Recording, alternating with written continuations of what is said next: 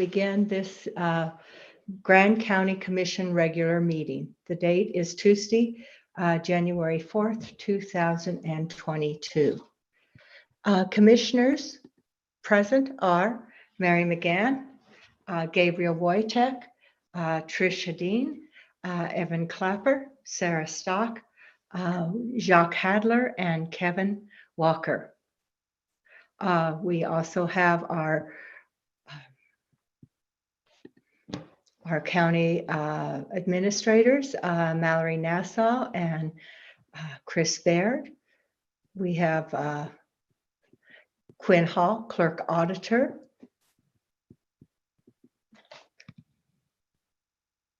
And I don't see Christina Sloan here at this point. Does anybody see her? My camera's real fuzzy for some reason.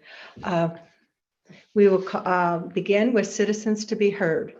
Mallory, are there any citizens to be heard? Randy, I know you're here. So you're gonna go ahead and Okay, I'm here. Thank you. I assume I can be heard now. Yes, yes. Good. So introduce yourself and First off, thank you for letting me come be citizen to be heard. I came to the council meeting thinking we were having a meeting and I didn't realize we were still on Zoom, so my bad. But Mallory has done such a great job of getting me set up here, and I'm in the chambers, so I feel comfortable in the chambers. I've just never seen it so empty. So it's kind of interesting. I appreciate your time and efforts on this.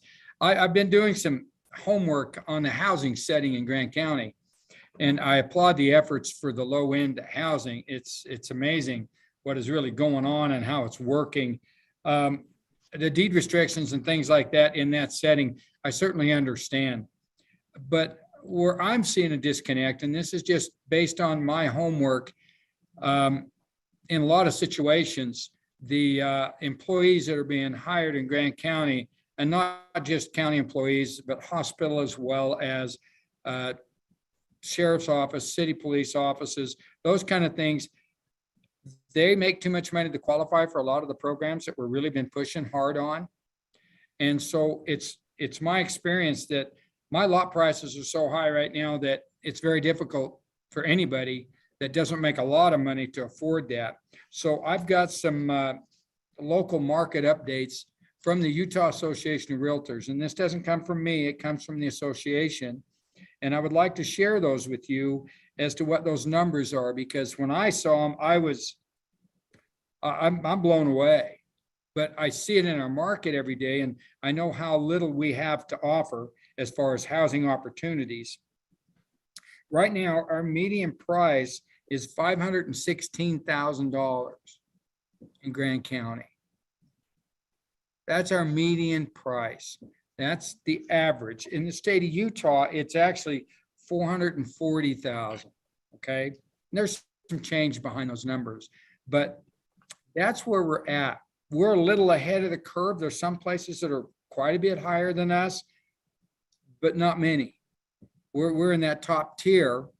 And so for me, and I go out and sell, the listings are few and far between. We're selling some stuff that would be considered entry-level housing that's not entry-level prices in any setting, especially Grand County. So I think what we could focus on, and I would love to have a meeting and sit down and charge this. And I'm not talking about attacking a master plan or changing a master plan. None of that stuff. That's not where I'm coming from. Where I'm coming from is I want to get boots on the ground and get some housing started. Ergo, I need to change some zones, and I need to be able to get some smaller lots than an acre in Grand County. Or this is going to all end up in San Juan County. This development's going to go there. Now that the infrastructure's there, that's where it's going to go. The impacts will stay here. Everything else will go there. So what I'd like to do, if possible, is understand the numbers and where the disconnect is. And right now, we've got, I know one subdivision on slate that's going to be before the planning and zoning next Monday, is my understanding. And I've been watching that at a distance, and I've decided it's time not to be at a distance anymore. I've been quiet for a long time because I can get really obnoxious, I'm sure, for folks that don't agree with me. And so I'm trying not to do that. What I want you to understand is there's an opportunity here to sit down and create more zones for the mid-level house. You know, it's being called a gap. Well, it's basically like making a sandwich. If you've got bread on both sides, the low end, we're going to take care of that. And I applaud again the efforts that's been made to take care of the affordable housing setting and the apartment setting, which I haven't seen any of those going up yet, but I've worked on some of the sales on some of that. And another thing is the top end, the crust of the bread will always take care of itself. And it can, because it can afford to do so. What we need is the middle. We really need to meet that and create it to where it's down. Lots are very expensive and housing is very expensive. And some of that certainly has to do with the cost of lumber, the cost of all of those things cost money. But there's a big part of that that is in our control as a local government. And we need to create more zones, more density for more houses. If we'll do that, I promise it'll get built. And again, I am going to put myself out there as a citizen of Grant County and have been since 1972. Been here since 72. Love Moab, done a lot of different things here, but I want to put it out there that I'd be glad to be on a task force or somebody to help planning and zoning or to help the county council or administration in any way. Thank you, Randy. Help you guys do that. But it's getting critical to the point where we don't have anything. And thank you for your time. I just wanted to be heard on that, give you some quick numbers, and I appreciate your time. And I'll get off the phone. Thank you so much. Thank you. Bye now. You're welcome. Do we have any other citizens to be heard?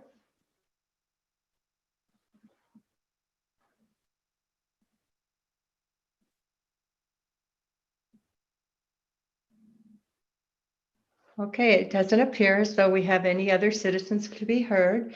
If we are still in our meeting, we have a very short agenda, but if we're still in our meeting, we will have another chance for citizens to be heard at 6 o'clock.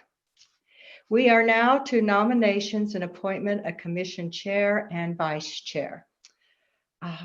Before we do that, I just want to express my thanks to this commission. It has been a privilege this last year to be the chair of such outstanding commissioners. This commission, everyone works hard, shows up and does their best, and it's been an honor. So thank you very much. Do we have a motion to nominate a chair for the 2022? Mary, if I may, Yes, Jock. I would move to nominate Gabriel Wojtek as the 2022 Grand County Commission Chair. Do we have a second? Seconded by Evan. Our county attorney, Christina Sloan, has joined us. Any discussion? I support the nomination of Gabe, but I just wanted to also thank you for being chair the past year. I think you've put Gabe in a very difficult position because it's going to be a hard act to follow, but you know, hopefully he'll live up to it. But anyway, it's been great having you act as chair this past year. So thanks. Thank you, Kevin. Any further discussion? I'll just make a comment, Mary. I have had the pleasure to work with both you and Gabe in the past. And so I just want to thank you for all that you've done this past year. And I'm psyched that Gabe's moving into this position. Or maybe moving into this position, I guess we'll see. But I'm just, privileged to have worked with both of you. Thank you. Okay. Should I call for a vote? All in favor of Gabriel Wojtek becoming chair of the Grand County Commission? Passes unanimously. I'm handing it over to you, Gabe. Good luck, and I know you're going to do an incredibly good job. I'm very excited for you. Thank you. Thanks so much, Mary. I guess I'll take my turn to just reflect a little bit on, my experience here on the commission with you as chair. You earned the right to take on that role in 2020, and just 3 months into your tenure, the COVID-19 pandemic hit, and I don't think we could have asked for someone more solid and consistent and compassionate, to take the wheel and guide us through these murky waters. And you didn't blink at taking on the chair for another year. And I think that consistency through all of the sort of some of the unknowns and the challenges of this pandemic, I think it's been really valuable to the county for you to stay, for you to be in that position. And just in general, I'm constantly inspired by your dedication to the county. And I think it showed in your leadership as chair, and it will continue to do so in your term, during your current term and into the future. So thank you so much. And I'm glad I got a little, hopefully this is shaping up to be maybe a little bit of a bunny hill here for the first meeting. So that's kind of nice. Let's just, kind of cruise down this, and we'll have some fun along the way, I'm sure. So I guess moving on to a nomination and appointment of a vice chair for 2022, I would entertain that a motion of that type. Mary?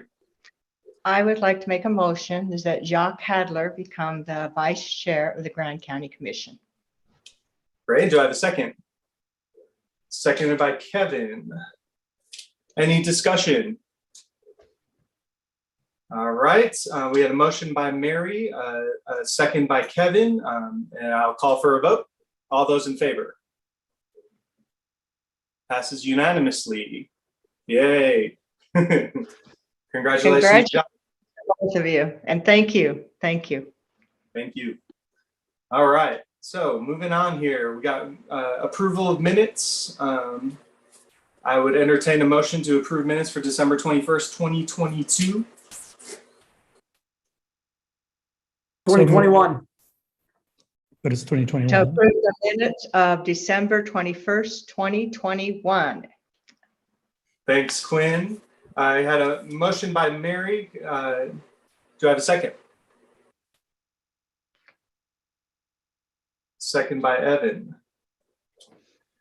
All right. So I have a motion by Mary, second by Evan for approval of minutes December 21st, 2021. I'll call for a vote. All those in favor, say aye or raise your hands. Aye. Let's see. I didn't see Sarah, but I'll just. Aye. Aye. Thank you. All right. Vote passes unanimously. Moving on to ratification of payment of bills and quarterly purchase report. Grand County bills for January 4th, 2022. Total bills in the amount of $988,582.52. Total payroll in the amount of $265,814.55. And total bills and payroll in the amount of $1,254,397.07. I would entertain a motion to approve the bills as stated. So moved. I got a motion by Mary and a second by Jacques. I'll call for a vote. All those in favor, raise your hand or say aye. Aye. Vote passes unanimously. Thank you all. Moving on to commission member disclosures. Anyone at this moment have any conflicts of interest or disclosures to make at this moment? All right, seeing none, we'll just go ahead and move on to general commission reports. I'll start off with Commissioner Hedin. I got nothing. Sorry. Quite all right. Actually been a pretty mellow couple weeks, which was really nice. Yeah. I have a feeling that might be the trend. Sarah, Commissioner Stock, do you have anything to report on at this moment? I attended the Noxious Weed Board meeting. After we approve new members today, we will then decide on chair and vice chair, and it's a great group of people. Nothing much to report. Great, thank you. Commissioner Clapper?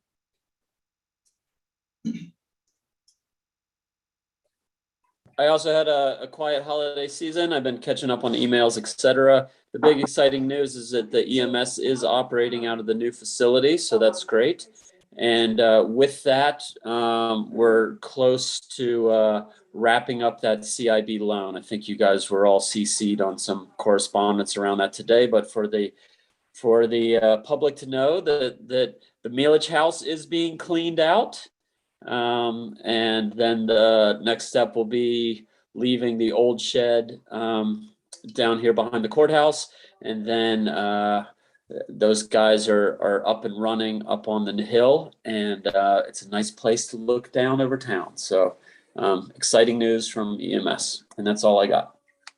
Such exciting news. Maybe we'll have to get a tour going, maybe when it warms up and they got those doors, when those doors come in. That was my question. Did they get the doors? No.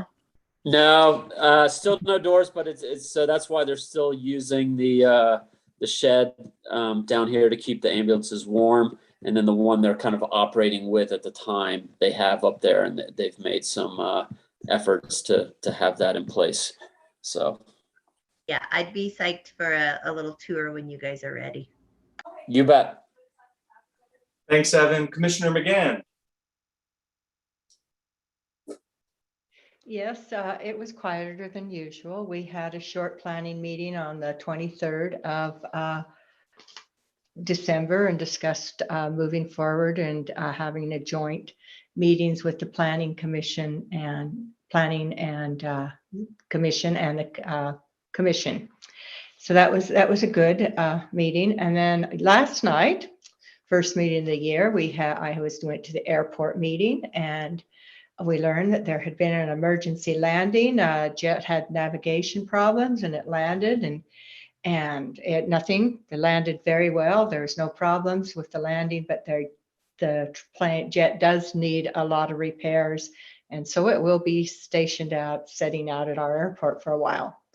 The south side of the terminal is seems to be settling, and they're concerned, and they're doing some investigation on that. They're looking at solar panels to provide electricity for the airport. We're hoping to start looking at finding some grants and such to help with the initial cost of installing those solar panels. So Sarah, if you hear of anything through your committee or anyone has any places to steer us to, I really appreciate it. But I'm excited that they are going to move forward with that project. They're also working on a policy regarding alcohol consumption at the airport. It was a good discussion, and nothing has been decided at this point.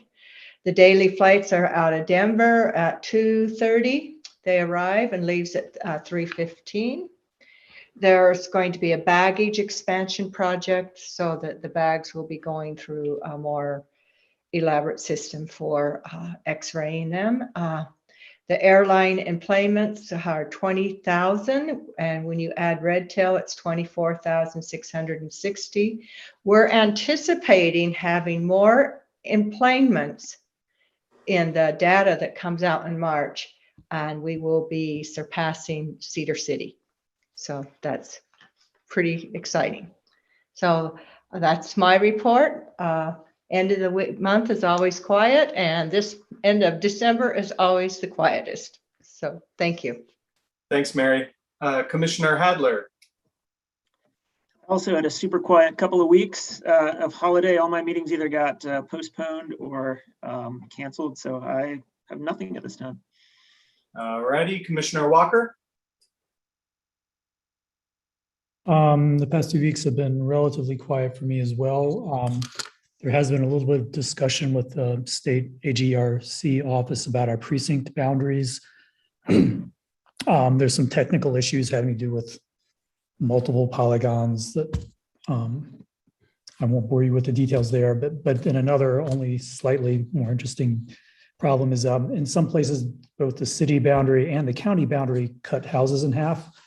And it sounds like the AGRC would maybe want us to like not use the county line as a boundary, but follow a lot line depending on which county they're paying property taxes in.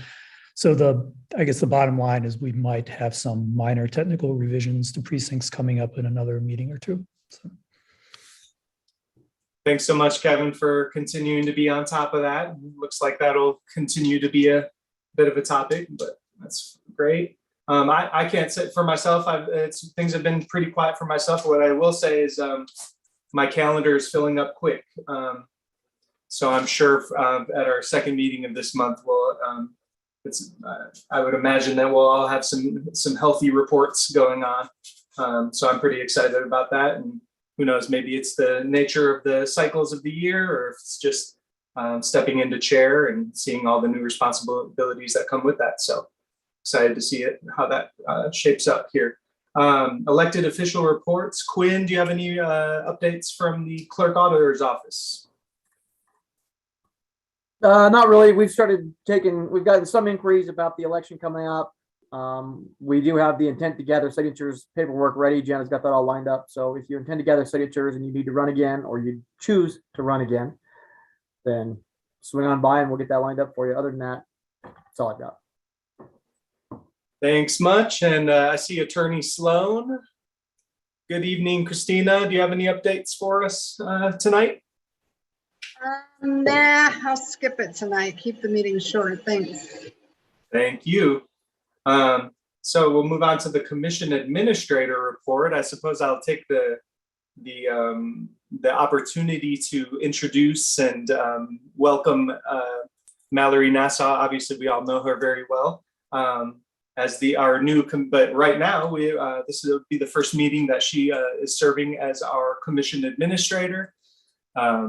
Thank you so much for agreeing to take on the role, Mallory. We're so happy to work with you and support one another, and continue to work to make the county organization work as effectively as possible for our residents. Do you have any reports for today? Can you hear me? Yes, I can.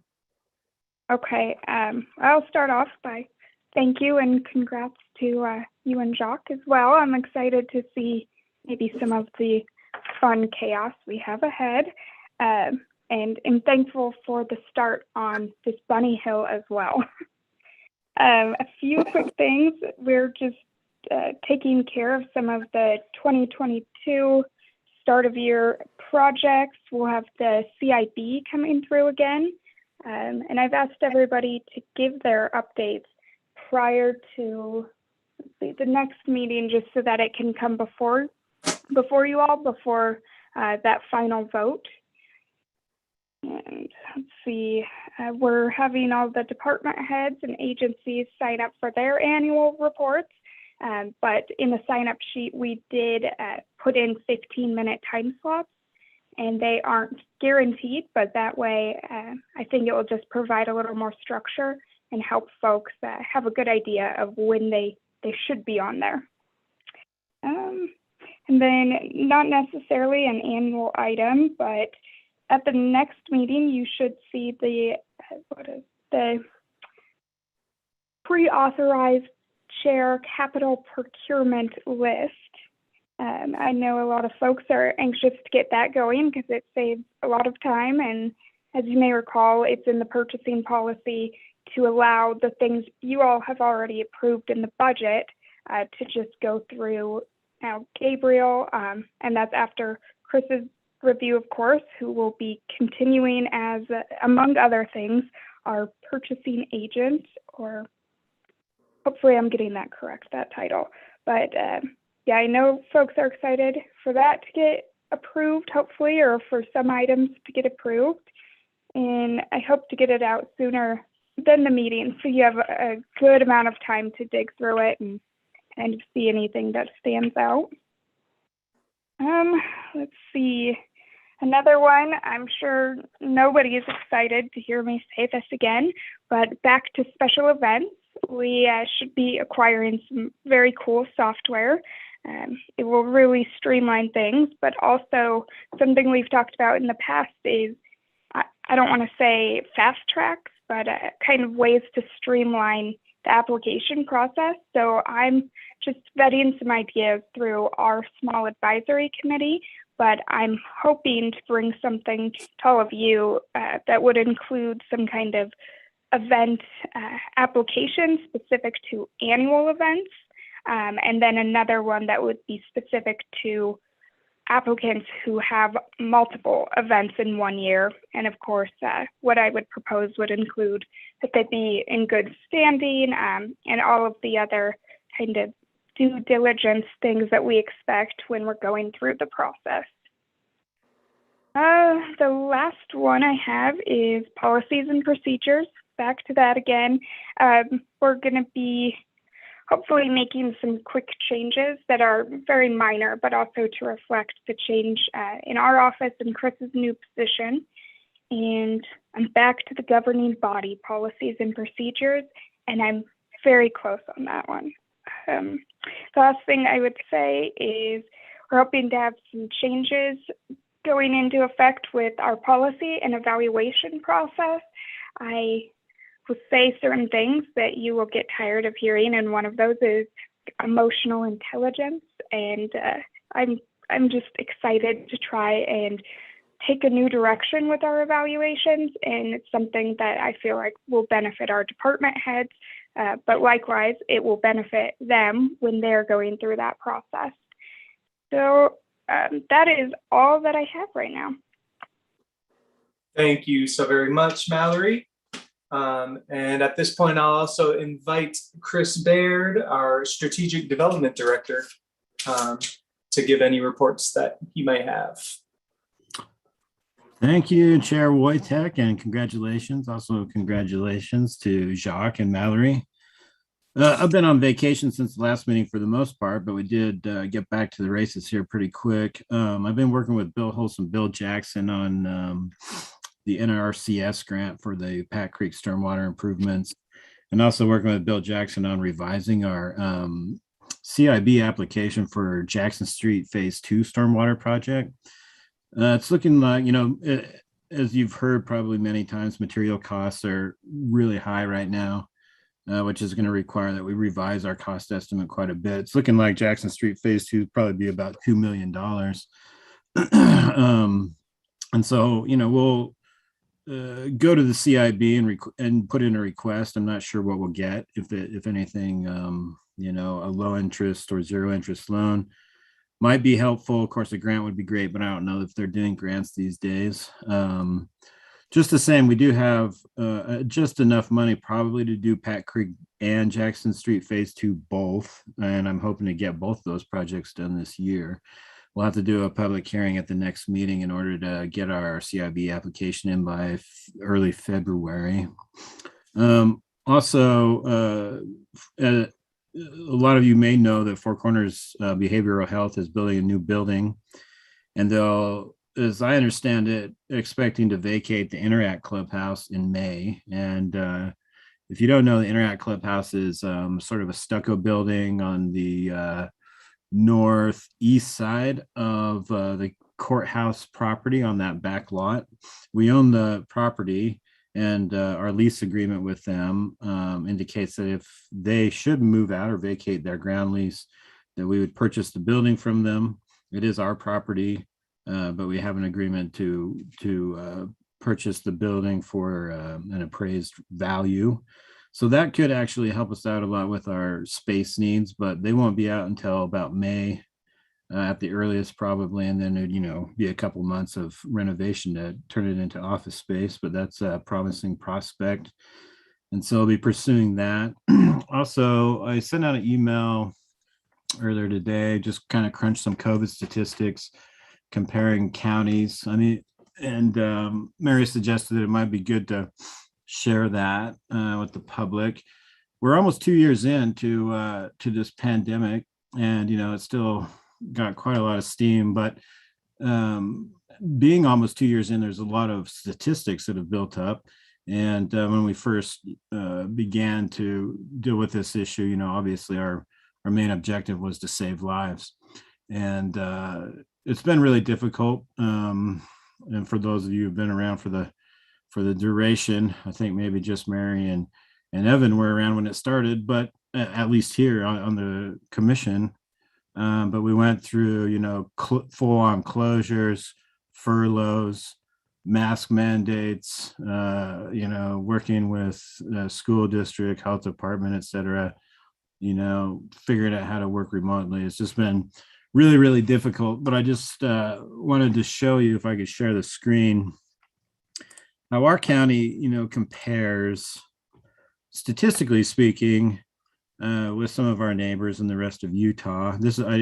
Again, I understand this is a wall of numbers here, but basically what I did was I figured out, how many deaths does each COVID-related deaths have each county logged, what's their total population, and then I come up with a per capita number of deaths. And then what I did was to take this per capita number of deaths in each county and multiply it by our specific population to give an indication of how many deaths Moab area or Grand County would have if we had the death rate of some of these other counties.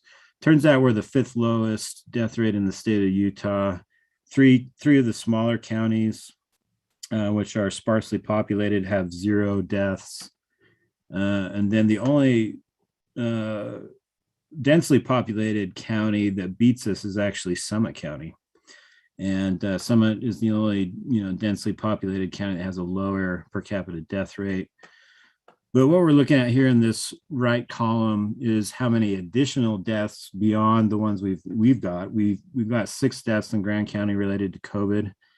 And this right column is how many additional deaths beyond that we'd have if our death rate matched some of these other counties. And just looking at our neighbors, Uinta, Carbon, Emery, and San Juan, if we had Uinta County's death rate, we would have 8 more Grand County residents dead. If we had Carbon County's death rate, we'd have 13 more deaths. If we had Emery County's death rate, we'd have 17 more deaths. And if we had San Juan County's death rate, we'd have 23 more dead Grand County citizens. And so I think, when you look at these statistics at this point in time, you can see that as tough as it was and as tough as it continues to be, that I think it's pretty clear that we are in fact saving lives.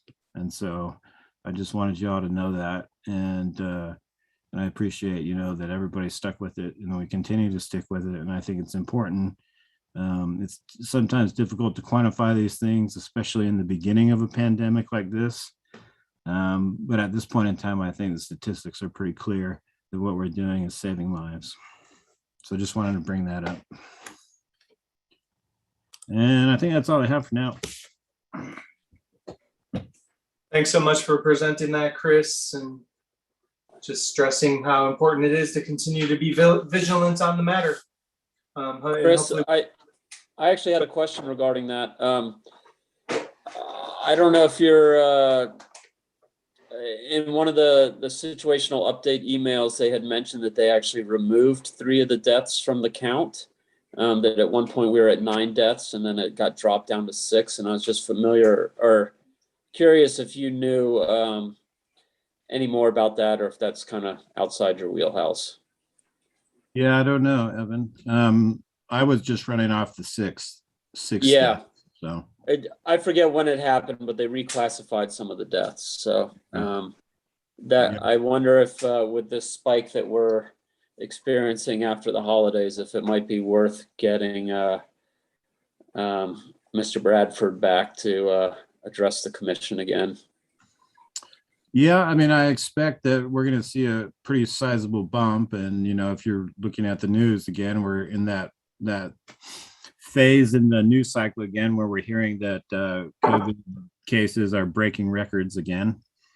In fact, I have a family member that came down with COVID, and so I'm quarantined at the moment myself. So, I think that, post holidays with Omicron and everything, we're going to see quite a lot more cases. But, I'm hopeful that with vaccinations, that even though we'll see a big surge in cases, that we won't see nearly as many people dying from COVID. Right. Well, I hope things stay mild for you and your family. Okay, thank you, Evan. Yeah, I think that's a good idea, though. Perhaps getting an official from the hospital as well to come in the next couple of meetings, I think, is a good idea. Feels like it's been a while.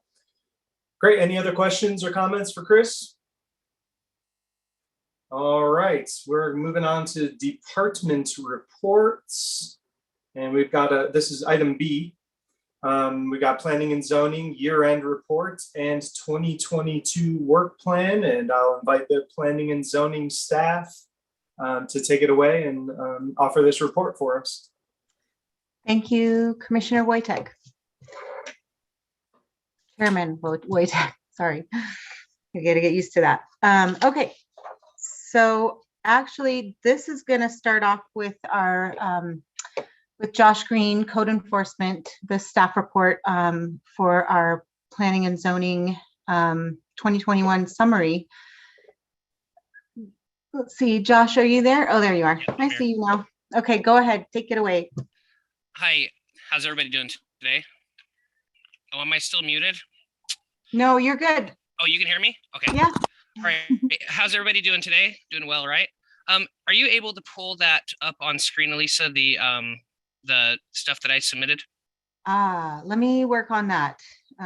Just a second. If not, if my screen was shared, I could show it. I have it on mine as well. Oh, if you can share it, you could try that. It'll take me a second to pull it up otherwise. Right. Can you guys see that? Yep, we can see it. Thank you. Awesome. Hi, everybody. It's been a fun year. I've been here about 7 months now, and we've gotten a lot of things done in that 7 months. What I've done is I've gone through all of the cases for 2021 and have put them to spreadsheets. I think I saw Chris's spreadsheet, so I think he's going to like this spreadsheet too. So what I've done is I've taken all of the case statuses. If you look over here, you see that we have the case status. We have 5 open cases, but we'll also have where there's that warning letter and then the compliance agreement. So we technically have 7 open cases right now. Out of all the cases that we have 48 cases that started on January 1st, 2021 until December 31st, 2021. Of those cases, 41% were closed with no violation that were reported, and there was no violation there at all. If you go over to the right, you'll see the violation type reported: conducting business without a business license and construction without a permit were pretty high up there.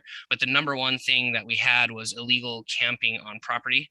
That was the number one most reported incident that we had. That has been challenging, but we've been working through it. Most people that I've spoken to, they were able to relocate the people in their camper. Like for instance, one property, the people were in the camper because they were waiting for Grand Oasis to open up a trailer for them, and the trailer was being fixed. So that's why they were in there. So I worked out with them that I gave them 2 weeks to vacate the trailer, which they ended up doing, which was, what we're trying to do is, make it to where we work with people. And with that being said, Christina and I came up with this idea for a voluntary compliance agreement with help from Chrissy Hoffine. And what this voluntary compliance agreement is let's say, like, for example, the one compliance agreement that I have out right now is for a storage container on a property. That's not something that you can just go out and hook on a chain to your Subaru and pull it somewhere. So it's going to take time to get something like that moved. So what we've done is we've come up with this compliance agreement. We gave them a date we agreed upon a date to where they would come into compliance with the case that's associated with their property. We have the responsible party, their name, address. We include their parcel number.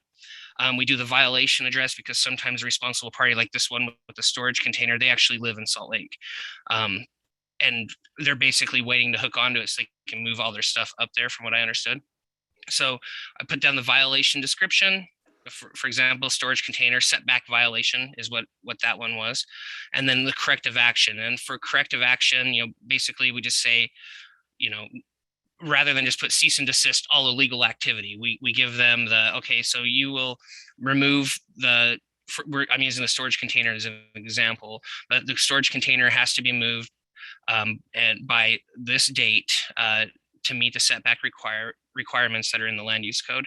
And it worked pretty well on the first person that we used it with. They were very excited to sign it. They were scared that we were going to make them move it in like 5 days, and they were out of town. And I told them, I said, well, let's try this compliance agreement, and this would be perfect. So it has all the legal stuff on it. Date correction must be completed. And then I have them initial that to show that they have seen that, because it's up here in the top. I have the the legal stuff underneath, and then down here is the compliance agreement, and where they acknowledge, and everything on this compliance agreement here came out of what we had submitted to change that ordinance. And Christina worked really hard with me on this to help change the enforcement process, and that was awesome. We were able to get that done so fast. And I feel that when I started here, we had the enforcement process from before. And when I was using it, we weren't able to get things done in a timely manner. And now we were able to kind of speed up that process by like 25 days instead of going 55 days, where we can get them done in about 20 days. So it's been pretty nice. This is a code enforcement fact sheet that I made. And that should, I was supposed to originally give this presentation in December. So that should say 12/31 now, because nothing changed during that time. The number one thing reported was illegal camping on property, which was 29.17%. 41.6% of cases reported had no violation. Of the cases that qualified for the enforcement process, 19 came into voluntary compliance.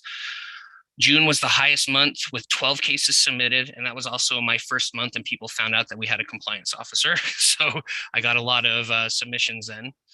The average time for a case being submitted until closed is 23.41 days. That number is kind of skewed because some of these cases are, it's not necessarily something to do with enforcement, more to do with like trying to get other, working with other departments. So, instead of being closed in 9 days, which is usually the average, it's going about like 110, some of them like 120 days, but we're able to get them closed. And there are currently 7 open cases that are being monitored right now. Does anybody have any questions for me? Questions, jump right in if you have any. Yeah, I had a question. I think I've asked you this previously, but other people might be interested. So for the illegal RV camping, my understanding is that most or all of those are sort of people living here, as opposed to it being like an overnight rental. 100% of the people that I've worked with on the illegal camping have been permanent residents of Moab or seasonal workers living in Moab that cannot find a place to stay. Okay, thanks.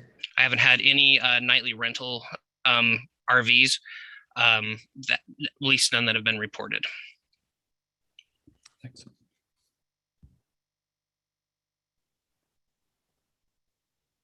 Well, Josh, Mary, do you have, I'm sorry, go ahead. I was just going to say I'm very impressed with what you've done in a short amount of time. It's exciting to see this code enforcement taking place in a compassionate way. And thank you. Appreciate it. It was when I first came on, it was people before had done a really good job, and I think with help from other departments and with the county attorney especially, we were able to kind of fine tune this and make it more streamlined, and then also adding a little bit of compassion to it has been helpful. I did notice individuals on Facebook that were saying that they appreciated how we were working with them on moving out of their campers and stuff like that. So that was kind of a good thing to hear. Great. Yeah, I second that. Thanks so much for your work. We're happy to have you, Josh. Oh, thank you. Yeah. I wanted to just weigh in quickly too, if I could. Josh is doing a great job. He's real easy to work with and very responsive. And I don't think you highlighted, Josh, what I consider your biggest success so far, which was an illegal overnight glamping operation that had no business license and no permit on property that was not zoned for overnight accommodations. And not only did Josh get it quickly shut down, he filed some information with the State Tax Commission, and they immediately investigated it and issued a fine and overdue taxes against this company, which allowed us to recover the TRT that they had never paid for their illegal activity. It all happened very quickly, and it was, I consider, one of our biggest success cases to date. Oh, thank you. I sometimes forget about that because I have so much going on.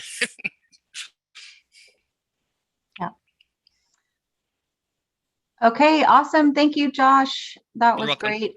If you don't mind unsharing your screen, and then I'm going to share mine.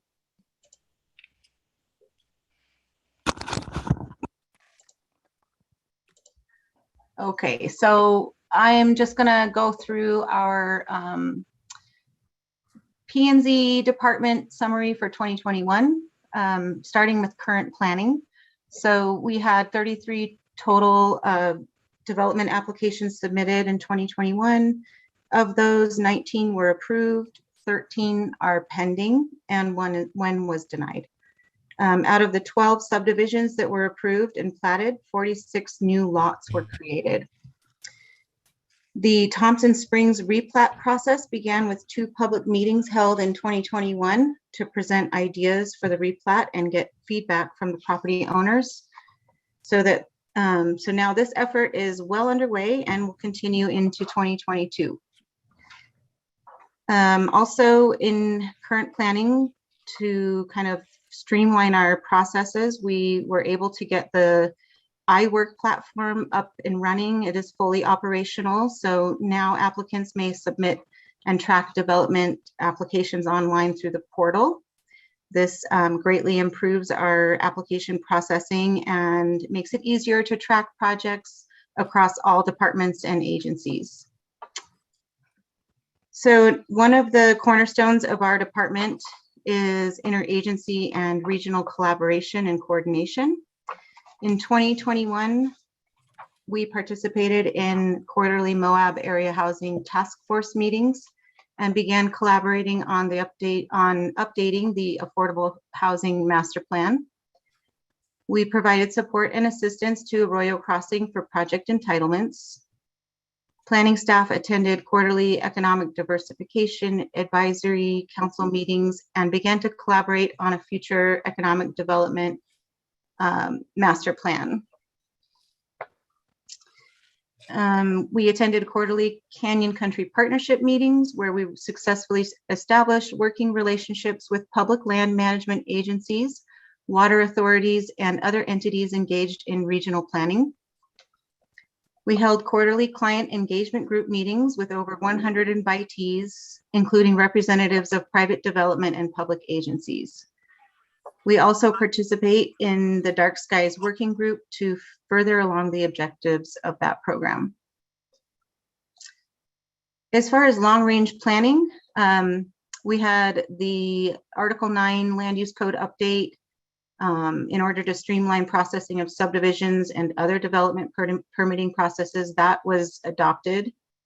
And then planning staff has been coordinating with the Planning Commission over the last several months to analyze Articles 3, 4, and 6 of the Land Use Code.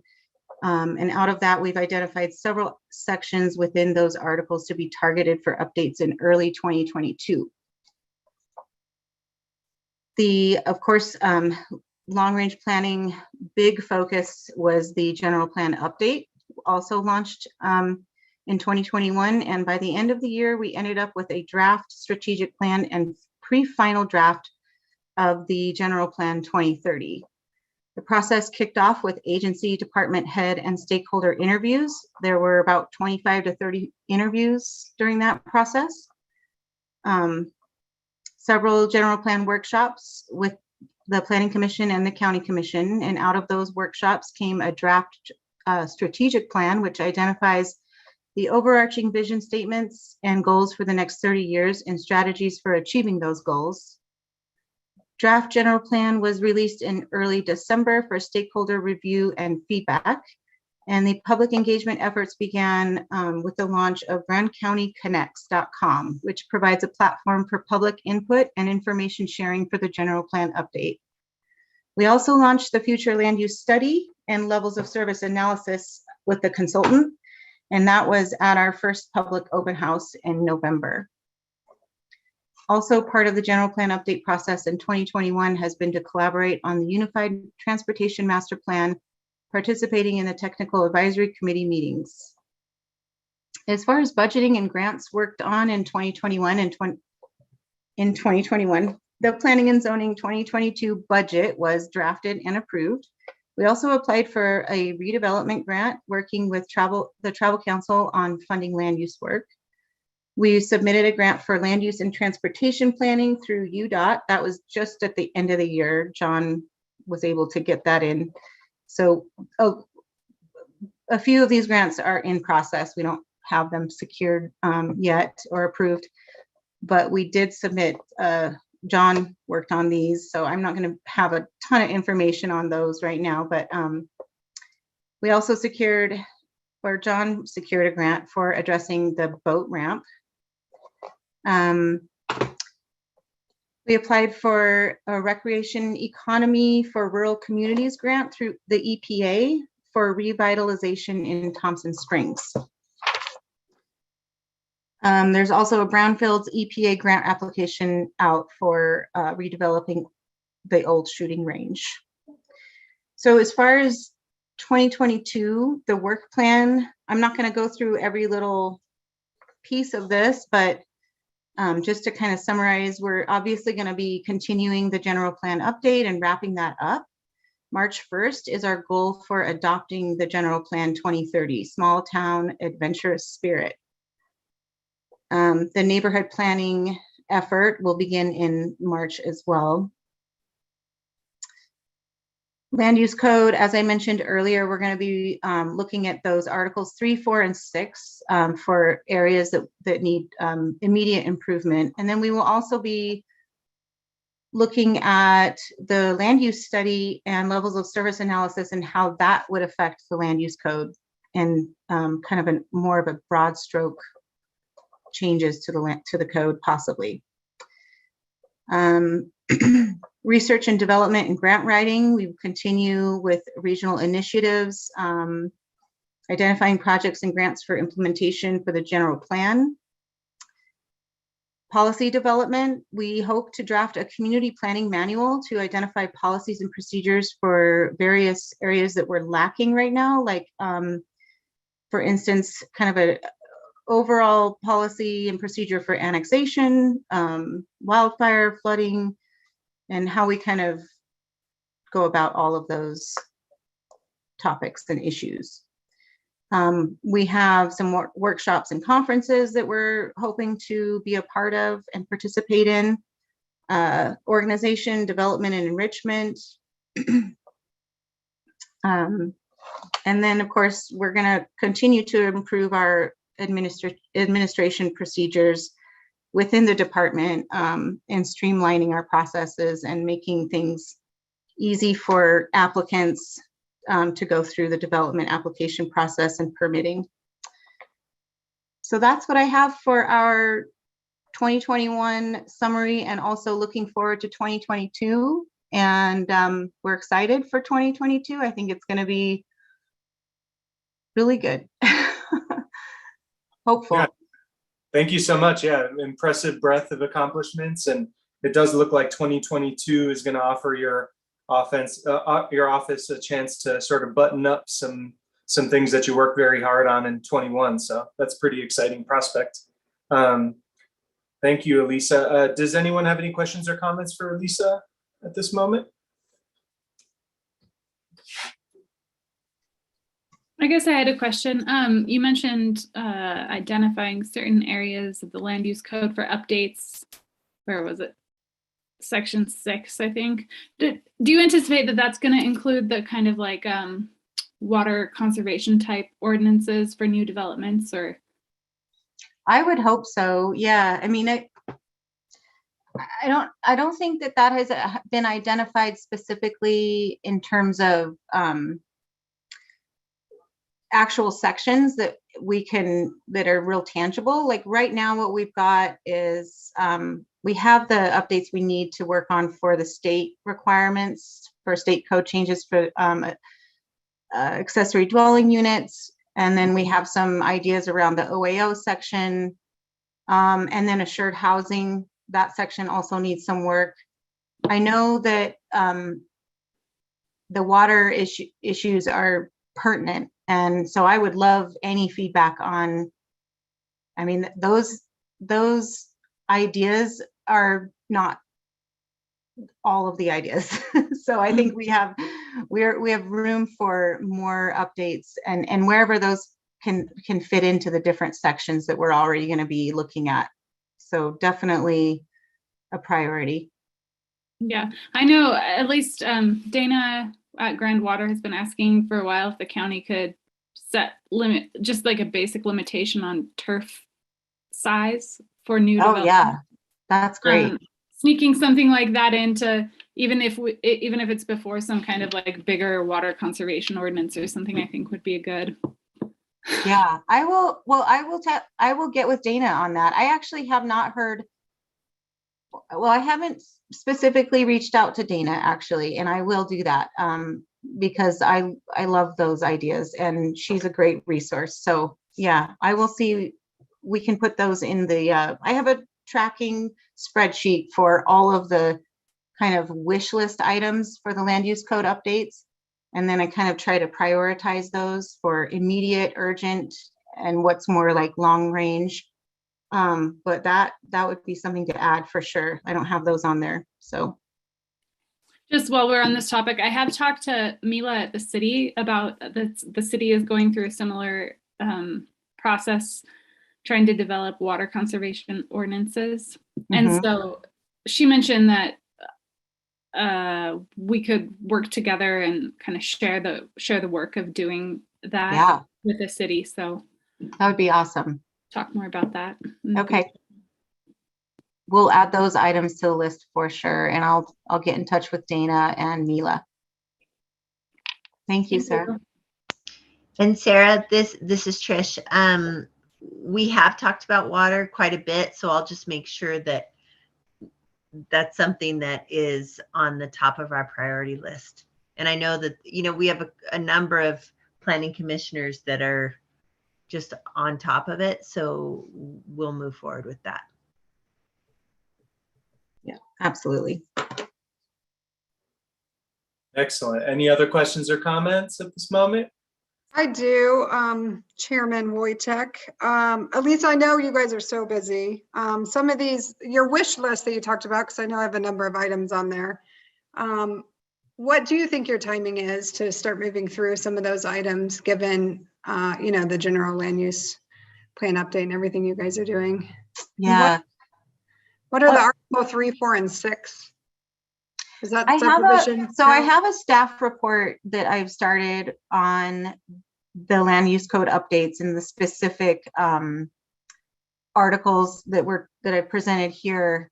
I'm hoping to, we've had that on the planning commission agenda a couple times, but it's been bumped because we had too many things going on. And I think the general plan was one of them, but we're hoping to get to the planning commission, have some time to vet the proposed changes to the code and have feedback from them for the late January planning commission meeting, because the next one is going to be the joint workshop for the general plan. So the next one, I'm hoping that we can focus more on the land use code updates.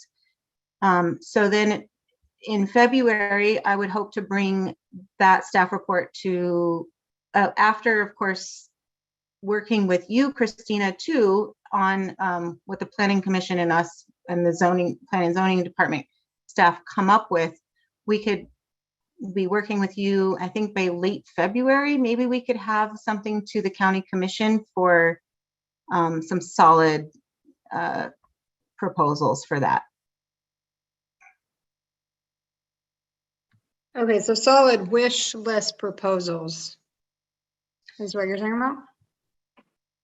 For Article 3, 4, and 6. And I don't know how we want to go about prioritizing those yet. That's still kind of, that hasn't been figured out in terms of, do we tackle Article 3 first? I think that might be the best because it has to do with that.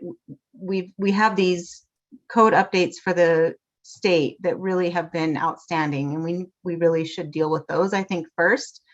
That would be Article 3. And that includes not just the ADUs, but manufactured homes and possibly looking at the commercials, 1 or 2 of the commercial zones. Okay. I would hope you would add Article 7 subdivisions into that sort of priority list too. I mean, Okay. that's a lot, but I think there are a number of issues that we need to.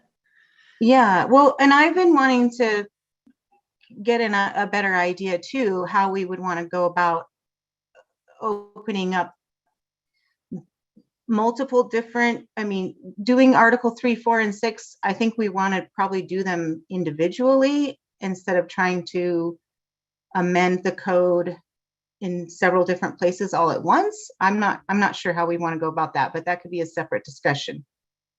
Okay, sounds great. Thanks, Lisa, for your work.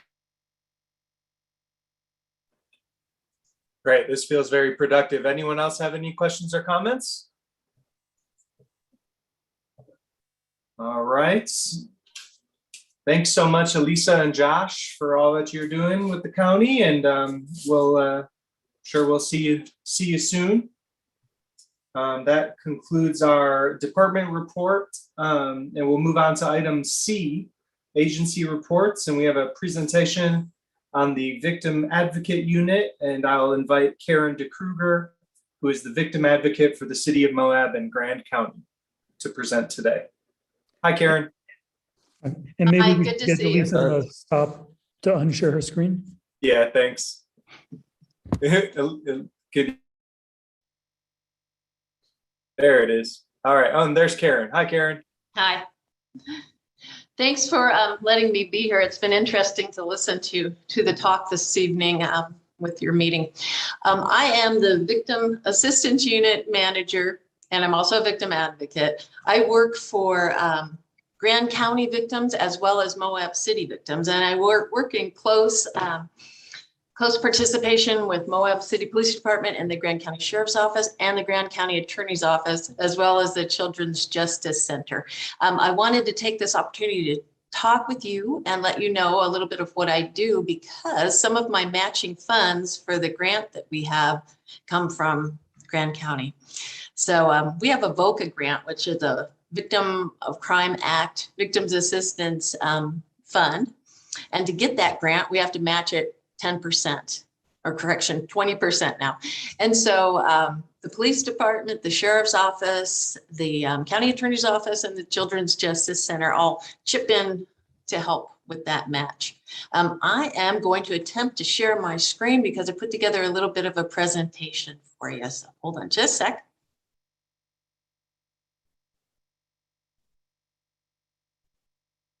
Is it there? I do see it now. Thank you. Yes. Okay. I'm not sure if can you see it pretty well? Okay. So the Victim Assistance Unit for Moab and Grand County began in 2018 with a really small little grant. It was just an idea from the police chief here in Moab. But in 2019, the Moab Police Department, the Sheriff's Office, and the Grand County Attorney's Office and the Children's Justice Center agreed that they wanted to work with one centralized unit to provide victim services for crime victims. So they all went in and established a memorandum of understanding, an MOU, so that we would have a plan to follow as far as serving victims of crime. It would be in one centralized unit. Currently, the office I work out of is in the city, and for grant purposes, I needed to be an employee of one of those entities. So I am an employee of the Moab City Police Department. My office is here, but I work for the Grand County Sheriff's Office and the County Attorney's Office. So we really started going forward with this unit in 2019. And I am including a list of a whole bunch of things that I do. I provide initial contact with victims to provide general information about the criminal justice system, provide victim impact statement forms, and help victims fill those out, and then we submit them to the court. I maintain a notification system to keep all victims of crime updated on their cases as they travel through the justice system. I help victims file protective orders and civil stalking injunctions. I do not give legal advice, but I can help people put together those applications and then submit them to district court. When it requested, I help with coordination of communications and meetings between the victims and the county attorney's office. I help with this, assisting with restitution for crime victims. Also, crime victims reparations. It's a Utah statewide program that helps reimburse victims and pay for things like therapy or lost wages or burial expenses. I also help people get back their property that's been held for evidence when it's no longer needed. I provide justice and district court orientation and accompaniment for victims so that they're a little more familiar with the court process. And I refer to outside agencies like social services, Seek Haven, the Multicultural Center, all those important agencies that we have for our area that are so helpful for crime victims. I respond after hours as well to emergency situations, and I've been responding to some search and rescue situations where traumatic events have happened, and I can help people get through that. And I provide transportation and have a small fund. Emergency funding, so I can help victims with immediate needs for food or lodging, clothing, fuel, and all that is provided by the VOCA fund and also that match amount that I was talking with you about. And here are some statistics. So 2019 through 2020, there's about 20 crimes that this unit can work with, but I just pulled the ones that are worked with most often, that we work with victims for. So child sex assault in the year from 2019 to 2020, we had 11, physical abuse 2, domestic violence was 74, stalking and harassment 38, violation of protective orders 12, and adult physical sex assault 45. And these numbers are combined for Moab City and Grand County. If you had an interest in knowing just Grand County, I would certainly be happy to generate those for you.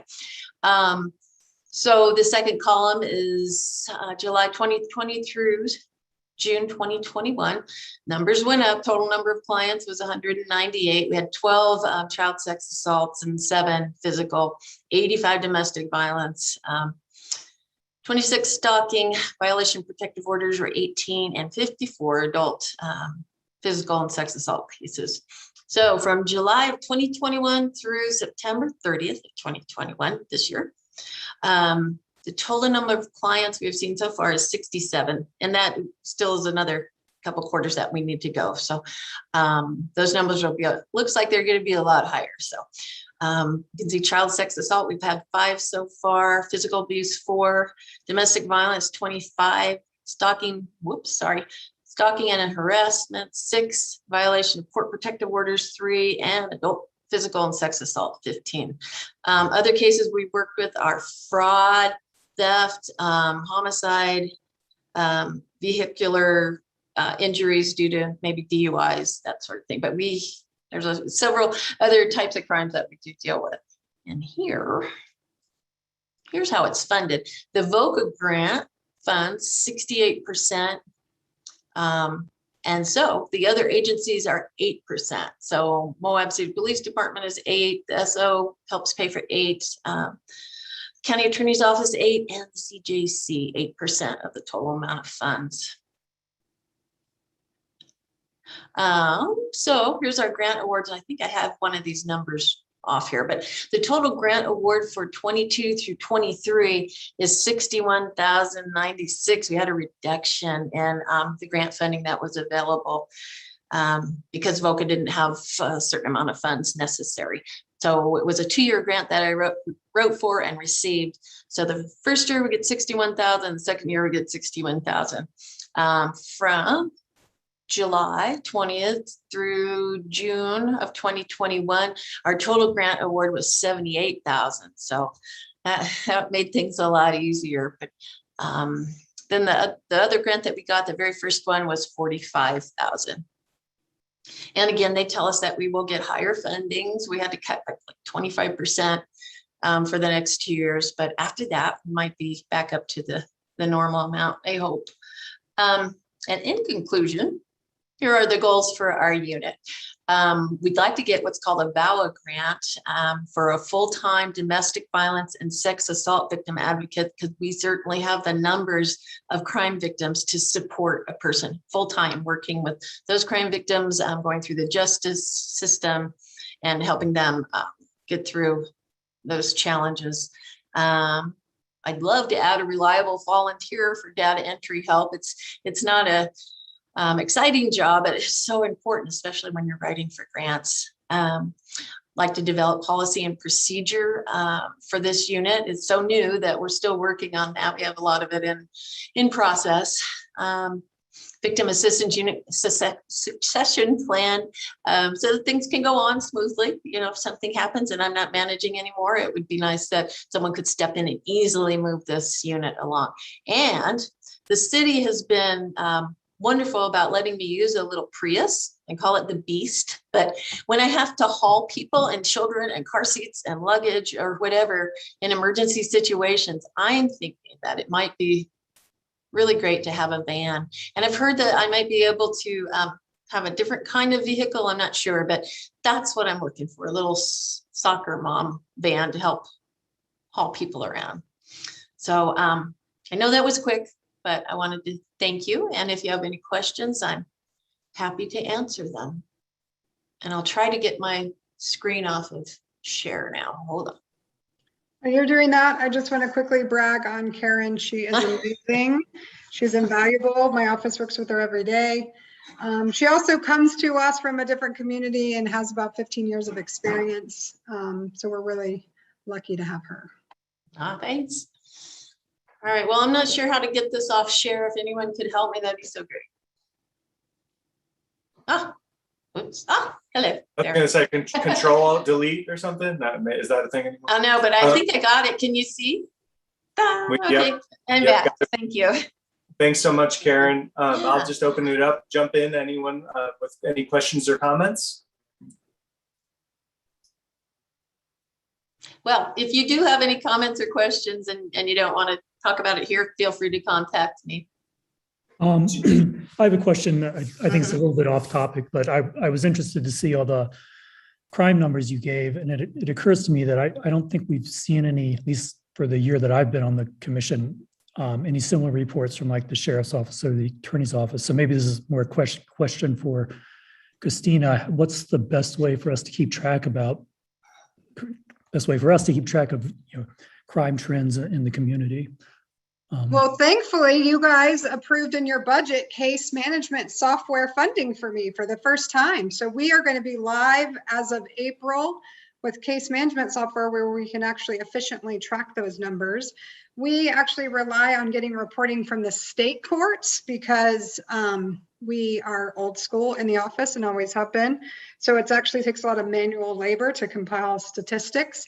But the statistics the court runs, they will only run narrow requests. So I feel like that has been somewhat incomplete, but I do have a recent 3-year total from the court, so I can share that with you guys. In terms of the sheriff, they use a whole different case management software, and I have no idea how they run reports or what they're capable of running.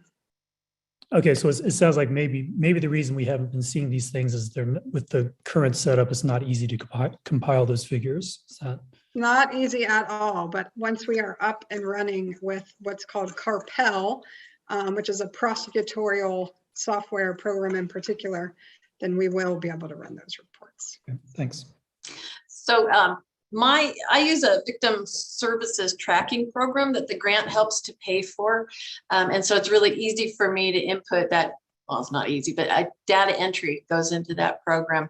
And that's how I come up with my numbers, people that I've worked directly with. But so I'm not sure of all the cases with either law enforcement agency. You know, my grant only covers a certain type of case, but that's how I got my numbers.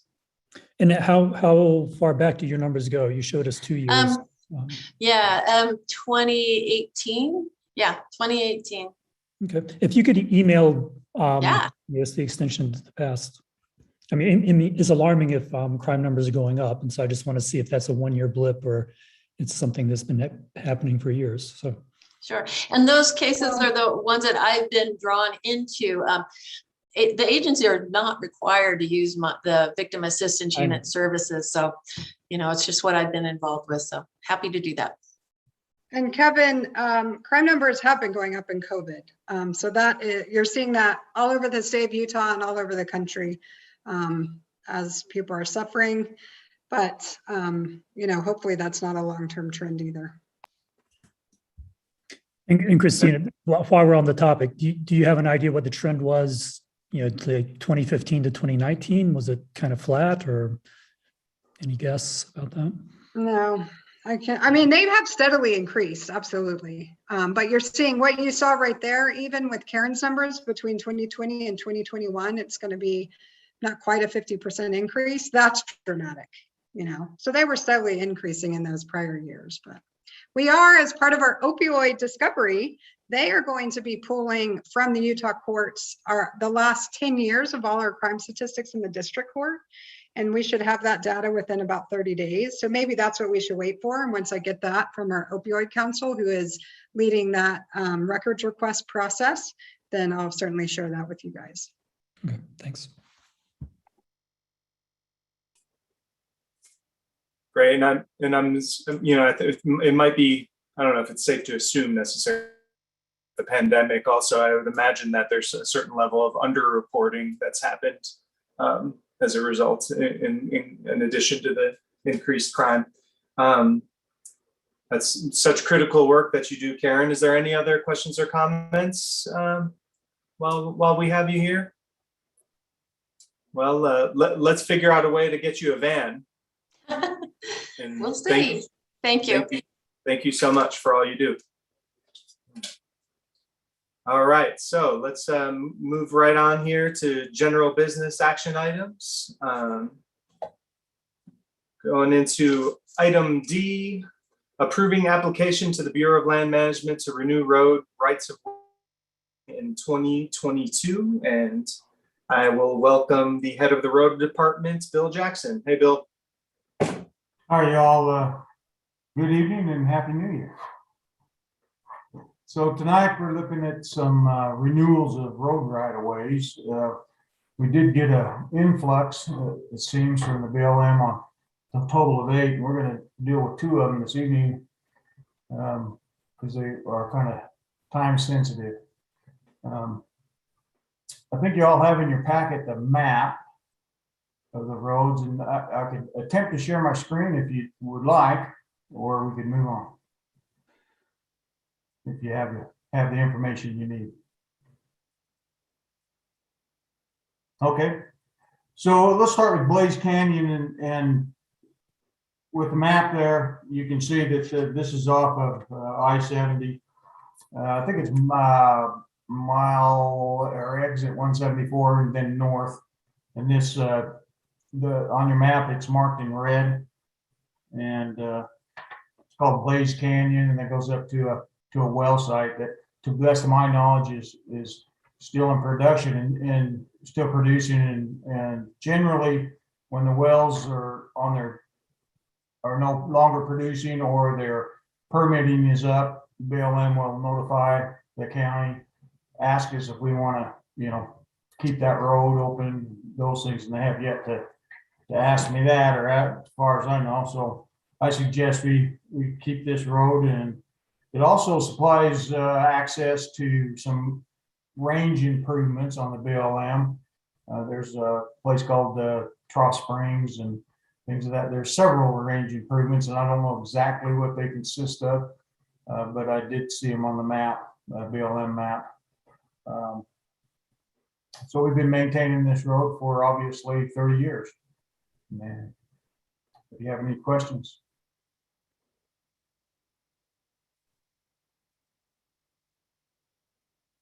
Could you walk us through that second map? Sorry, is that the same, or does that pertain to a different road?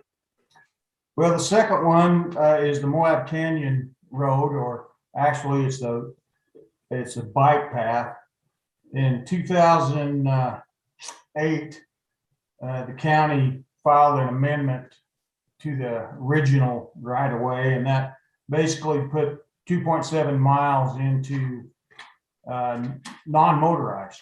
And so that's the bike path, and that extends right just north of the arches right there. And then, like I said, 2.7 miles, and then the other 1.1 mile is a shared section of, it has a bike path, and then it has that fence line, and then openings in that fence line for the pipeline, the gas pipeline that runs through there. So that gives them access for maintenance for the pipeline. Also, it gives the county access to maintenance on the bike path as well. Mr. Chair, I would move to authorize the county road department to submit an application to the BLM to renew the county's right-of-way on county roads number 226 and number 261. Thanks, Evan. I got a motion by Commissioner Clapper. Do I have a second? I'll second that, Evan. Or sorry, Gabe. Second by Trish. Discussion on this topic. Seeing none, I'll go ahead and call for a vote. All those voting in favor, raise your hand or say aye. Let's see, I didn't see Mary on there. Mary, can you holler at me if you're voting yes? All right. Yes. Yes. Vote. Thank you. Vote passes unanimously. Thank you so much, Bill. Have a good night. You bet. One question though. So I've submitted 2 hard copies of these applications to the administrative office, Tara. She has them just in case that you wanted the council chair to sign, or I have signed in the past. I think, however you want to do it, that's fine with me. But Okay, great. I'll have that on my radar for this week here and get that out as soon as possible. Thanks, Bill. You betcha. Thank you. Have a good night. Yep. All right, moving on to the next item. We're looking at item E, approving assignments of county commission representatives and liaisons to district and county boards, commissions, and committees and other agencies. So, I think we have a chart here showing what the current assignments are. I don't recall there being any sort of discussion about any changes to this assignment, but if there is to be any, we should, you can speak up now if there's any adjustments that need to be made to the current assignments. Gabriel, would it be helpful for me to share my screen? Mallory, was there a new, wasn't there something that we were going to add? I can't remember. It was an email we got, I believe, from the city. It was from Four Corners, and it's for a coalition they call GREAT, the Grand County Resource Education Achieve Together Coalition. So that's one we have to decide on, correct? Yes, and they meet every 3rd Monday of the month at 10 a.m. So it will be different this month given the holiday. Mallory, I think depending on where this discussion goes, it might not be necessary to share the screen. Are there any volunteers that are interested in that board on the 3rd Monday at 10 a.m.? I'm interested. So unless anybody else wants it, I'm willing to do that. Great. So we can sort of add that into the approval or to the motion today. Is there anyone else that needs to make any changes to the current assignments? Gabriel, how are you feeling with taking on the chair and all the other assignments that you have? I'm feeling good. Okay. I'm lucky to be able to, not have another job to juggle, and my, kids doing well in school. So I think I can handle it. Thanks for checking in though.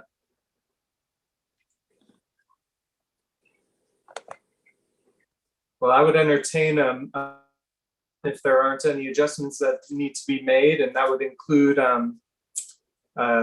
appointing Commissioner McGann to the Great Board, I think is what it was called. I would move to approve the assignments of the county commission representatives / liaisons to district and county boards, commissions, and committees and other agencies as presented today with the addition discussed. Thanks, Evan. Do I have a second? I'll second that. Seconded by Commissioner Hadler. Any further discussion on this item? All right, I had a motion by Commissioner Clapper, second by Commissioner Hadler. All those voting in favor, raise your hand or say aye. Aye. Vote passes unanimously. All right, moving on to item F. We have several parts of this one here, but this is approving volunteer citizen appointments to district and county boards and commissions.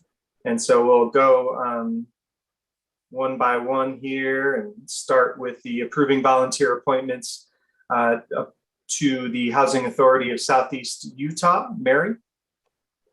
I move to approve the reappointments of Courtney Kaiser and Judy Powers to serve on the Housing Authority of Southeast Utah with terms beginning 1/1/2022 and expiring 12/31/2026. Thank you, Mary. Do I have a second? Seconded by Kevin. Discussion. Mary, it looks like there still might be one vacancy as of yet. I don't think so. Okay, two out of.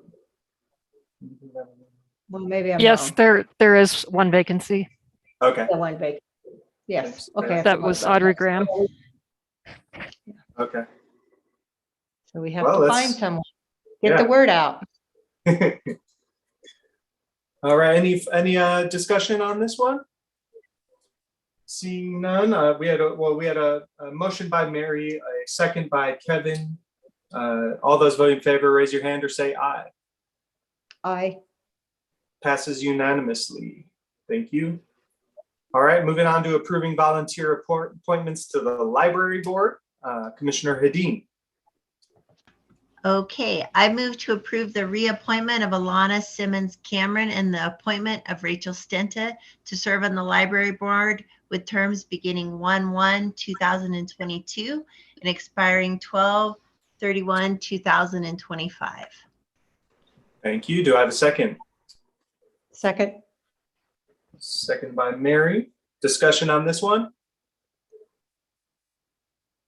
All right, we had a motion by Trish, a second by Mary. All those voting in favor, raise your hand or say aye. Aye. Vote passes unanimously. Okay, moving on to F3, that's approving volunteer appointments to the Planning Commission. Commissioner Hedin. Okay. I move to approve the reappointments of Makeda Barkley, Emily Campbell, and Anthony Mancuso to serve on the Planning Commission with terms beginning 1/1/2022 and expiring 12/31/2025. Do I have a second? I'll second that, Gabe. All right, I saw Sarah first. So that's a second by Commissioner Stock. Any discussion? All right, seeing none, I'll call for a vote. That was a motion by Commissioner Hedin, seconded by Commissioner Stock. All those voting in favor, raise your hand or say aye. Aye. Thank you. Vote passes unanimously. Moving on to approving volunteer appointment to the Solid Waste Management Special Service District Board. Commissioner McGann. Yes, I'm getting to it.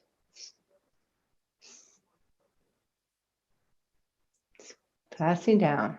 Okay, I move to approve the reappointment of Diane Ackerman to serve on the Solid Waste Management Special Service District Board as a Castle Valley representative with terms beginning 1/1/2022 and expiring 12/31/2025.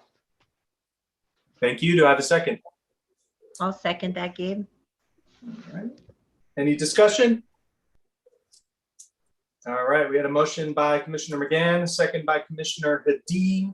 All those voting in favor, raise your hand or say aye. Aye. Vote passes unanimously. Thank you. And on to F5, approving volunteer appointments to the Travel Council Advisory Board. Commissioner McGann.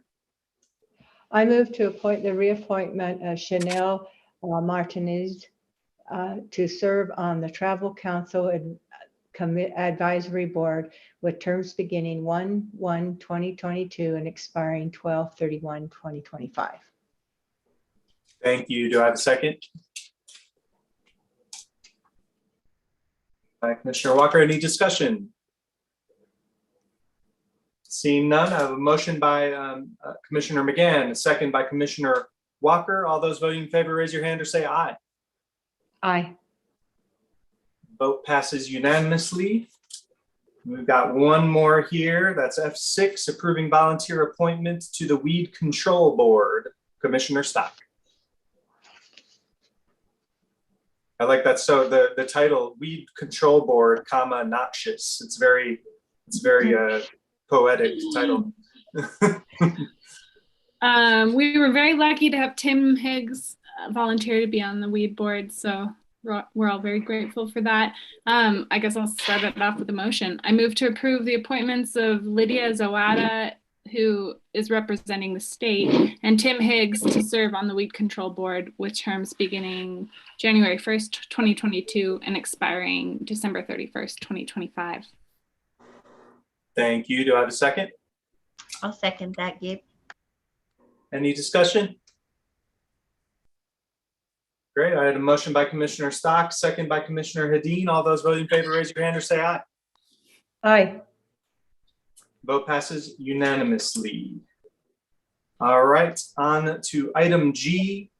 This is the approving the 2022 special event pre-authorization list. And I'll give it over to Mallory, Commission Administrator Mallory Nassau. Okay, this is another one. I can share my screen if you'd like. Please do, yes. Right now, watch, it will take me a moment. All right.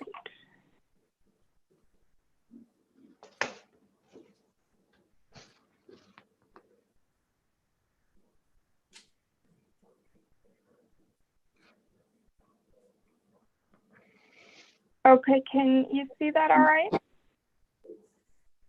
Yep. Okay. So if you recall, in our last ordinance, we changed it to allow for some of the events that would be required to go to commission for approval. Most of these, in fact, I think all of them are on there because they have over 1,000 participants. And these are all ones that really, I think all of them but one are reoccurring, and the other one had one prior year. So athletic events, things that I know I personally don't feel like there's any concerns. And there are, just a side note, a few reoccurring ones that I didn't put on here, just in hopes of having some future conversations and with the potential special event changes. And again, in the ordinance, we set it up so we could bring a new list before you all anytime. But that is kind of what I have, and we can dive into any of these if you'd like. Mallory, I know Scott's on the Rocks and also Trunk or Treat were held at different locations in 2021. And is this just sort of getting out ahead in the event that they decide to revert to their previous locations on county property? Or yeah, that's exactly it. I figured easier to put them on, but yeah, nothing has submitted yet, to my knowledge. Okay. Any other questions or comments for Mallory? I guess I have a question, and forgive my ignorance in all of this. I know we've gone over it a lot, but let's see. So I'm not even sure which race it was, but there was like a foot race that was staged out at the Amosaback parking lot earlier this fall. And I heard from a bunch of people that it was a total mayhem. And I wonder, is that the BLM deals with like the specifics of where they're staging things on BLM land, or is that a county decision? That is a great question, and I do not know at this time. I can certainly find out. And if it's something you would prefer not to have on the list right now, or want to potentially approve just based on the conditional follow-up of if that is through us, that it be cleaned up, whatever you prefer. But I apologize. I'm very clueless when it comes to these. So. Yeah, I also heard There- some complaints about that event. I think it was the Moab Trail Marathon. No, the one that's based at did you say Bar M? I'm sorry, what did you say, Sarah? The Amosaback parking lot. I think it was in October or November even. I think Maybe it was the early November. It was the first weekend in November, I believe. Well, So I think it's not. Yeah, that's the Sorry, trail Chris. marathon. That's yeah, that's the trail marathon. That's Danelle's. That's Danelle's event, right? Mm-hmm. Well, regardless, I guess I just throw it out there to say that I really like all these running events, and I think they have less impact for sure, but there are impacts with some of these events that need to be closely scrutinized. But I think she did something odd, and maybe Mallory, you can talk to her, because I know she did some kind of, like, I can't remember, like a weird 1K event right at the end. Does that make sense, to encompass little kids that were with their families? So maybe you can just talk to her about that, because usually that event is pretty seamless. I've volunteered for it for years and years, but I do know she threw something in extra this year. I think something I heard about the event is that she had the packet pickup or the registration or sign in the day before out at the Amosaback trailhead, and that created a massive traffic jam out there on that Friday afternoon. Instead of having the pickup in town, something like that is what I remember.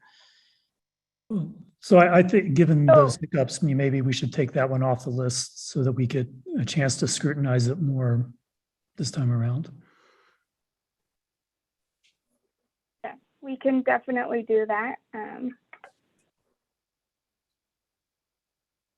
Speak now or forever. wait, it's not that one. Oh, I thought it think was it's that the one. November 9th one, even though that doesn't list Amosaback. But I think the locations match up. Maybe they were holding it at a different time last year because of COVID or something. I don't know. and It was November's the normal. That's a different event, the Dead Horse Ultra. And there's one I didn't put on it that may sound similar, but it actually wouldn't require commission approval, so it's not on this list. If you give me a second, I can check on that. No problem. Take your time. Can you look at your list of past events and just figure out for November 2021 or late fall 2021, what were the race events? Okay.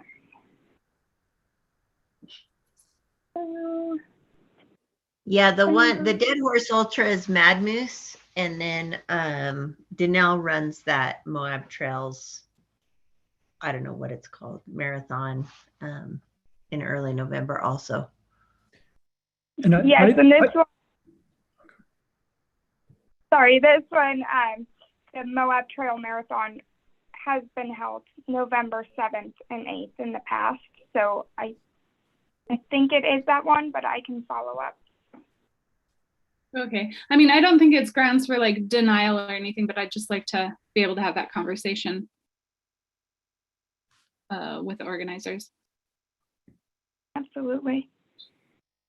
And I know this might be splitting hairs, but I wonder if pre-authorization is the the best title for this, or if there's something else. I don't want the public to assume that just because an event is on this list that it's already authorized. I mean, it's just saying that the approval doesn't have to come before this committee. Like, they would still need to be evaluated on an annual basis, correct?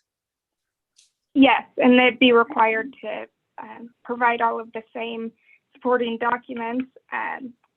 So we could certainly change it to something like I'm sorry, Mallory. On the motion, it does say pre-authorization. Maybe we could change the name to streamlined authorization list or something like that. Great. Yeah. Let's change that over. Okay.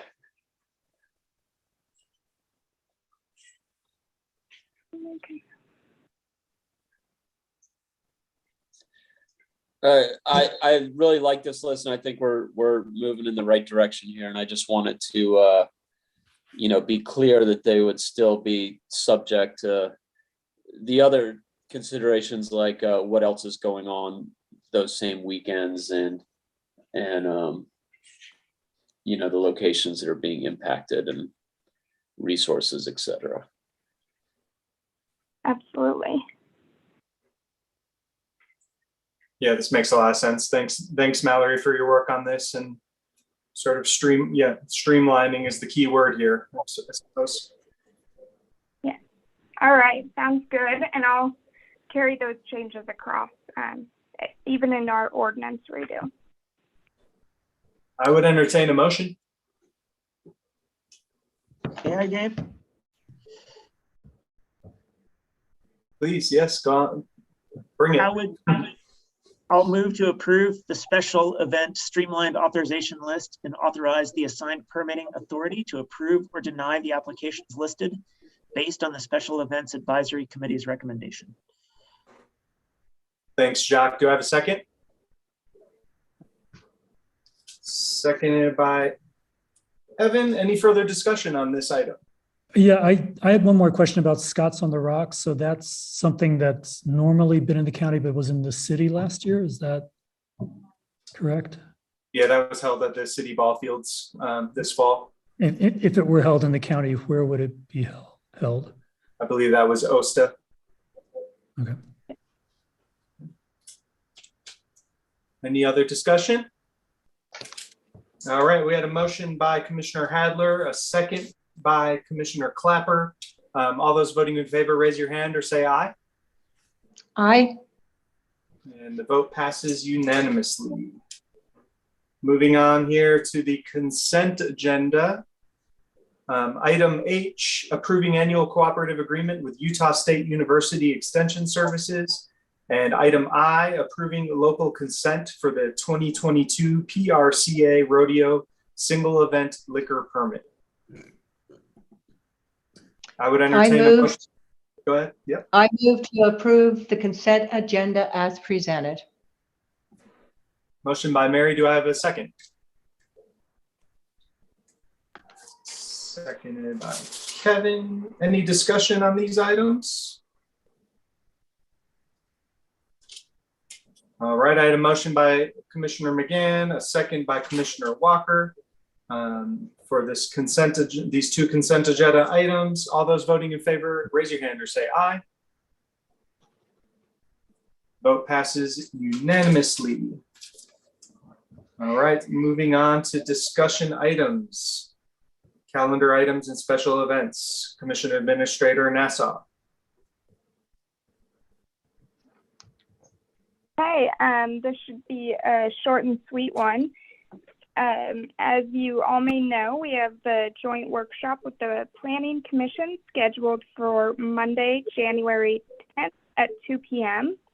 I did put down that that's via Zoom, and I guess I would hope so, because that would be a few too many folks to have put in the commission chambers and with masks and logistics. So I will verify that, but it should be Zoom. The other thing that we have is the land use code training that's being put on by Craig Call on January 19th, and there will be 2 of them. The first is 8:30 to noon, and then the second option is 1:30 to 5, and that will be over in the city council chambers. And so far, I believe everybody that I've heard from plans to attend the 1:30 to 5 p.m. But I'm guessing if not, or if that changes, it's only 1 or 2 people, so it shouldn't make too much of a difference in their counts. Let's see, next we will be closed to observe Martin Luther King Jr. Day on January 17th. That is a Monday and the day before our next commission meeting. And then coming up, I pulled the special events just from later this month through March. So we'll have the Arches Ultra, and that's January 29th. That's pending approval. It just needs to be sent out for final review, but I don't anticipate any issues. And then Mad Moose will also be putting on or has applied for the Red Hot Moab Marathon for February 19th. It's another one that's in process. They've been very proactive in getting us everything for these applications, which is great. And then there's the Canyonland Half Marathon in place, or at least in process, for March 19th. The Skinny Fire Festival, I know that that's another application we're processing. And those are all in Grand County. And for OSTA, the big one I have down is the Team Rubicon event that will be there from March 10th until the 18th. And that's all that I have, unless there's any questions. I just wanted to point out for that meeting on the 10th, which is coming up in less than a week now. I'm hoping that we all got this. So I'm looking at this original email. So anyway, there are some pods set up for some of the discussion items for that meeting. And Emily Campbell, sort of presented a suggestion that folks as a member of these pods get together and prepare something in anticipation for that discussion. So I know I have to get to work on that. So I just wanted to call that to everyone's attention. Some of the pre-work so we can get the most out of those, those 2 hours. I'm sure they'll go by quick, and it'll help a lot if we kind of get this, kind of create a memo for each of the 14 parts that we're looking at. Does that sound familiar to everyone in terms of something that people have had eyes on? Do you mind forwarding that around? I will. Yeah, get it on top of our massive list of emails. Yep, I'll forward it around. Yep. Thanks, Keith. And then I had a question for Mallory on the calendar for February. I saw something about the boundary. Is that just a standing date, or was that something that went around? I am not sure. I actually don't do that piece of it, but at what date I can look on the calendar for our end, February? It's showing up on the 3rd, and we meet every year, but it tends to kind of be like an as needed sort of thing. And so I was just curious if that was a placeholder or if there had actually been some discussion about meeting then, but I can put that on my list to investigate. Yeah, I'm not sure, but I want to say maybe it was set to have because of just requiring the annual meeting to nominate officers. But I can't confirm that. Sorry. Okay. Anything else from anyone? I know that we've talked about having a retreat in February. Or was it January? I don't know. Well,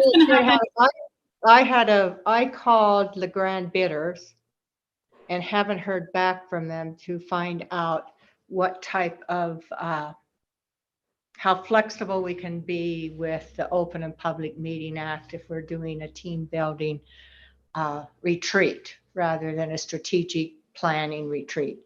And as soon as I hear back from him, I'll let you guys know. He's usually really good at returning, so I'm surprised I haven't heard from him. So I'll try again tomorrow. So it looks like it's probably going to be in February at this point. Okay. Get it organized. Thanks so much and let me know how I can help facilitate that or Well, since coordinating. Yeah, as soon as we know our limitations of what we can and cannot do, then we should start looking at facilitators and what we want and things of that nature. So yes, I'll rely on you a lot. Thanks. All right. We don't have any public hearings or closed sessions. It is 5:51. I guess I'll take the moment if there's any citizens out there who are hoping to get on at 6. I'm sorry that we are not going to wait until 6, but if you're on and wish to give public comments, hoping to provide you the chance now. Anyone out there? Not seeing any. So yeah, it's 5:51 and I'll go ahead and close this meeting. Thank you all so much. Thank you. Great job. Thanks.